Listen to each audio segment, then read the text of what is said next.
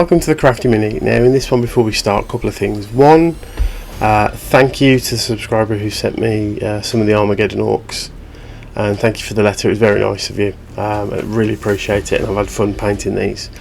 And two, normally before I release a video you don't actually see my working out, as it were.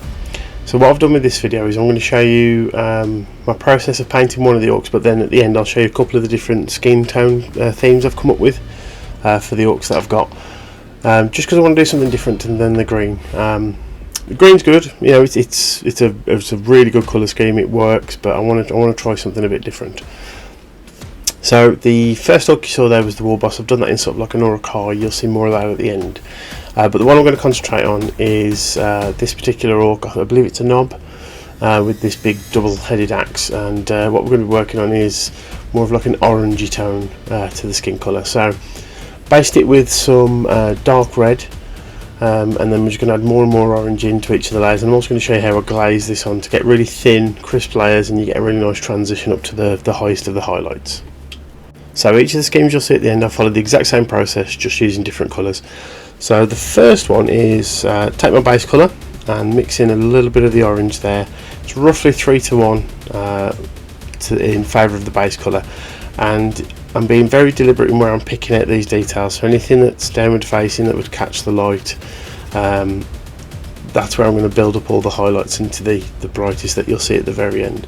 Also things like imagining that the light source is right above the orc, so the top of the neck and the face will actually get this colour all over, because I'm not going to leave the deepest recesses being that dark red base coat, because that's the closest to the top. So I want that would be brighter overall. And you see here, I'm just going to basically paint this all on. It's very deliberate steps that I'm taking, and I'm really taking my time using very thin down paints, just wicking off the extra moisture onto a paper towel, and then just going in and taking my time and just basically following the curves of the actual sculpt that's on the miniature itself.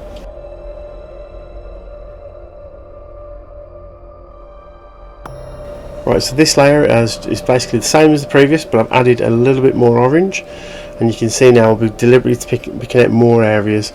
That initial colour, when it's gone on, it goes on very bright, but it does dull down when it's dry. And I'm now taking the time now picking out all those round parts of the muscles, the fingers, anything that's more upward facing. As it goes further down, in particular if you look on his forearm there, I leave more of that darker base coat underneath, and because I'm using such thin layers, it'll have an easier transition from dark to light, and it'll look more natural when it's finished, despite it being quite a bright colour.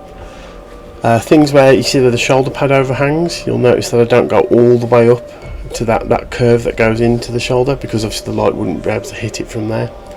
And it's just a case of light mapping on the miniature and trying to figure out exactly what it is you want to show, and the details that are on there. There's some really nice neck muscles here that'll now get picked out after the base colour of the previous layer all over, and you'll see with each layer that transition goes up and up and up, and it becomes more apparent.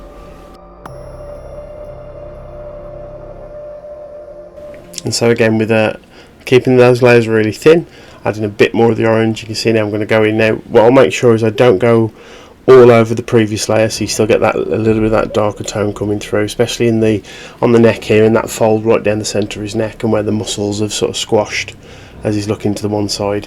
And it's just going and making sure I'm hitting the raised areas and then slowly bringing it down to keep that transition. The top of the head gets a little bit more of a highlight, obviously, because that's the highest point. But again, with the next layers that we do, with even thinner, you'll see that transition popping through. On the arms there, you can probably see already that it is slightly going from that darker red, that initial base tone, up to the previous layer.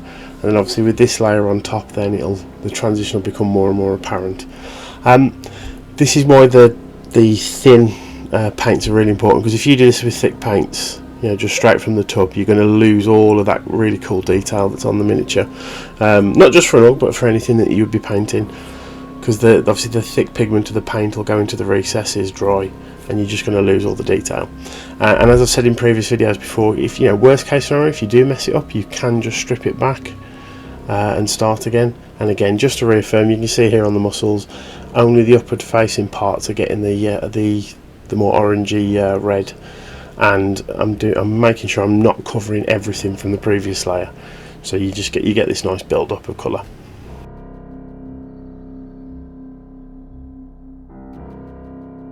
And you can see here the transitions are slowly starting to come through now. We're on the 4th layer, and again each time I'm just adding a little bit more of that orange, hitting the same areas but covering less of the that part of the miniature than the previous layer, so we get the transition.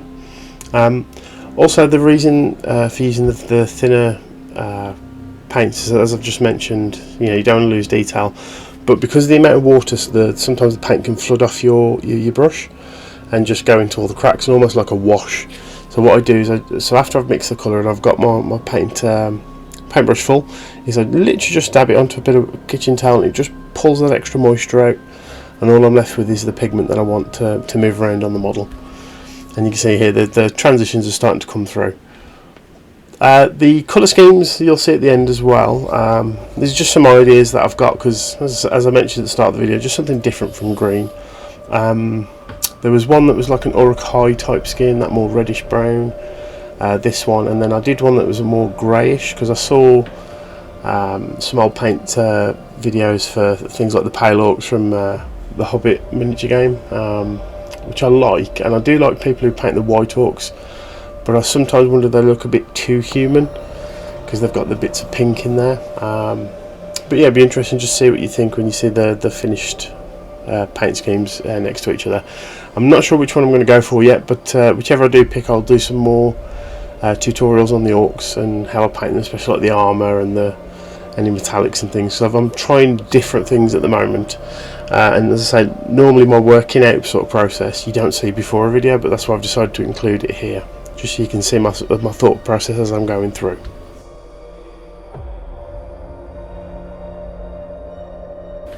And for the final layer, so this is where I'd use just the orange itself, and you can see I'm being very, very delicate, picking out just very particular areas, tiny little strokes here and there, just for where especially where like the neck folds here, the top of the fold would be the brightest part, so I'm just picking that out, a few little dits and dabs.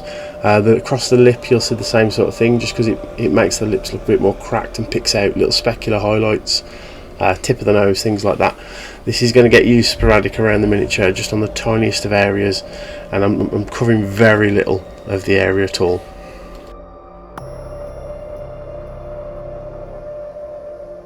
Now, one last final step is I take some, in this case it's sepia tone from Army Painter, and you can see I'm heavily thinning that down because I don't want it to stain the skin too much. And then this is going to go over it. This will obviously pull in very tiny little recesses, pick out some of the areas, but also because it's a unifying wash across everything, because there will be like brush marks and things between each layer, this will just bring everything together and just and tie it all in one sort of, so it just looks a bit more coherent on the actual paint job.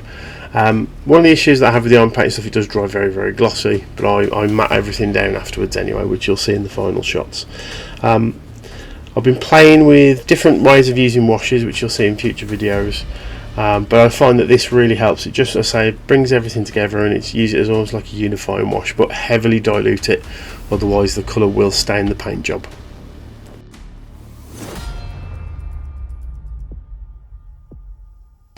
Okay, so I'll show you the three colour schemes that I'm using as ideas. So first is the orange that you've seen in the video. I do like this. I think it pops really well. I think with a darker armour. My only issue with that one is it's using a lot of the same colours I used on my Death Guard stuff recently. If you haven't seen that video, and I'm just a bit worried that it's too samey, and it's nice to paint different colours and things. Second up was the ORK sort of colour. I do like this one.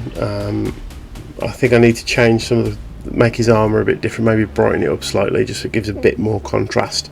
But I do like that one in particular.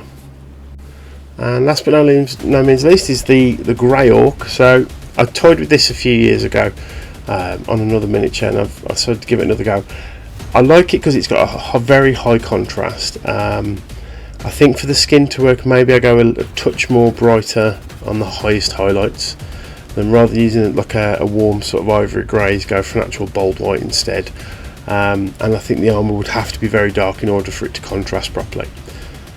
But there you go, those are the 3 ideas that I've got. I was just showing a bit of my working out. Hope you've enjoyed the video, and if you want to see more stuff like this, let me know. In the meantime, we'll see you all on the next video. That should be next week, but there are some things going on out behind the scenes which I'll explain when we get to it. But thank you very much for watching. Cheers.